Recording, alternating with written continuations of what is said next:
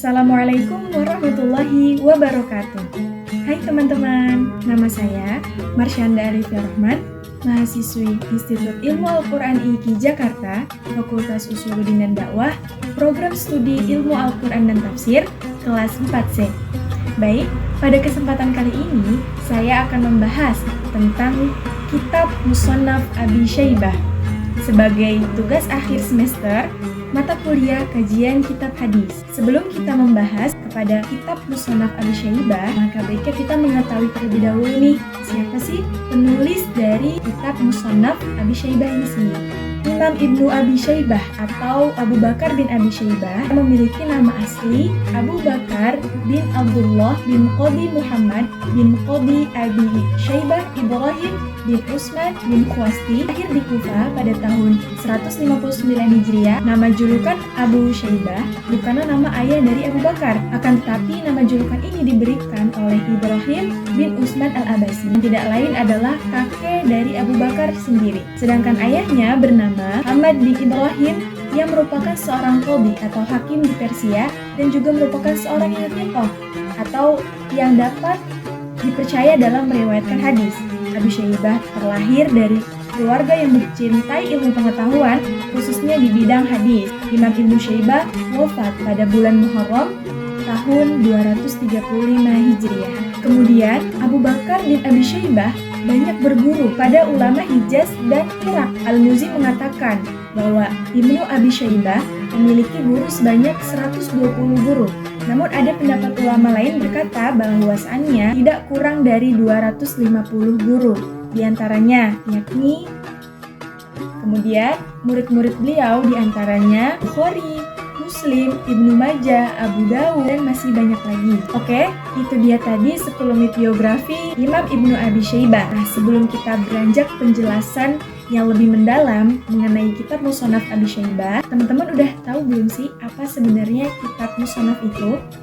Kitab Musannaf dalam studi kitab-kitab hadis yaitu kitab yang disusun berdasarkan bab-bab fikih atau kajian ilmu fikih, yang mana di dalam kitabnya tidak hanya mengoleksi hadis-hadis marfu atau perkataan Nabi saja, melainkan mengoleksi juga hadis-hadis yang mauquf dan juga mengoleksi hadis-hadis maqtu'. Pada kesempatan kali ini saya mengambil kitab Musannaf Ibnu Abi Syaibah cetakan Riyadh, yang mana pentahqiqnya adalah Sa'ad bin Nasir bin Abdul Aziz Abu Habib al-Syafri. Penerbitnya adalah Darul Kunuz Isbiliyah, cetakan pertama tahun 1436 Hijriah atau tahun 2015 Masehi. Jilidnya sebanyak 25 jilid. Nah, teman-teman, kitab Musannaf Abi Syaibah dinamai sesuai dengan nama penulisnya, yaitu Abi Syaibah.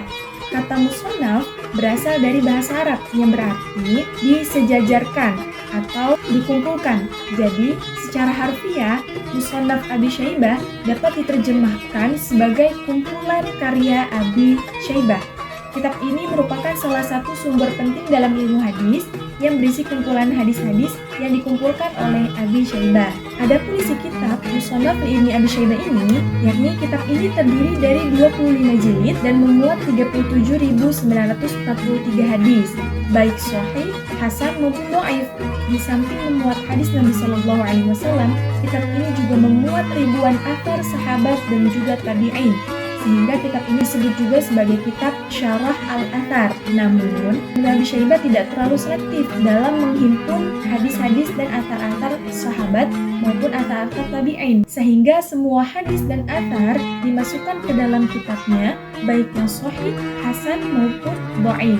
Meski demikian, beliau tentu saja tidak memasukkan hadis dan asar-asar yang jelas-jelas palsu. Pada bagian terakhir musannafnya, Ibnu Abi Syaibah menulis bab khusus tentang pandangan Abu Hanifah yang ketika itu menjadi diskursus aktual di kalangan para ulama. Dalam bab yang berjudul Ar-Radd ala Abi Hanifah, yakni dari halaman 205 sampai dengan halaman 243 ini berisi tentang penolakannya terhadap pandangan Abu Hanifah yang dianggapnya sudah melenceng dari nas hadis dan juga athar. Dalam menolak pandangan Abu Hanifah, Ibnu Abi Syaibah biasanya menulis pandangan hukum Abu Hanifah kemudian menolaknya dengan sejumlah hadis yang dipandangnya bertentangan dengan pendapat Abu Hanifah tersebut. Nah, kemudian metode kitab Ibnu Abi Syaibah, yang pertama, Ibnu Abi Syaibah lebih bertumpu pada kriteria fiqh dan adalah menurut subjektivitas dirinya. Maksudnya adalah dalam memandang mana hadis atau athar yang pantas untuk dimasukkan ke dalam musnad Ibnu Abi Syaibah ini, Ibnu Abi Syaibah lebih bertumpu pada kriteria yang fiqh dan adalah menurut subjektivitas dirinya. Karena Ibnu Abi Syaibah sebetulnya tidak banyak memberikan kritik terhadap hadis-hadis yang diterimanya dari guru-gurunya.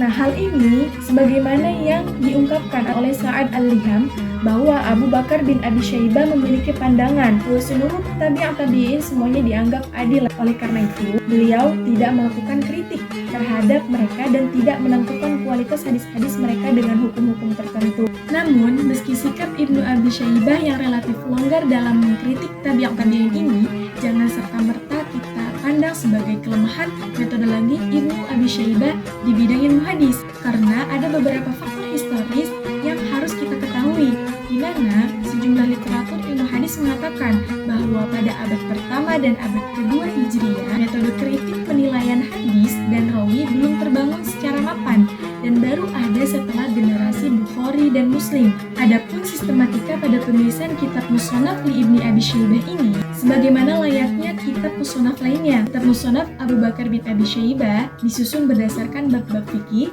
yang diawali dari kitab Thaharah dan diakhiri dengan kitab Al-Jamal. Nah, berikut adalah foto dari muka halaman yang menjelaskan sistematika penulisan kitab musnad Ibnu Abi Syaibah. Nah, itu dia teman-teman penjelasan mengenai kajian kitab Musnad Ibnu Abi Syaibah. Semoga apa yang saya sampaikan menjadi manfaat bagi kita semua. Kurang lebihnya mohon maaf. Terima kasih. Wassalamualaikum warahmatullahi wabarakatuh.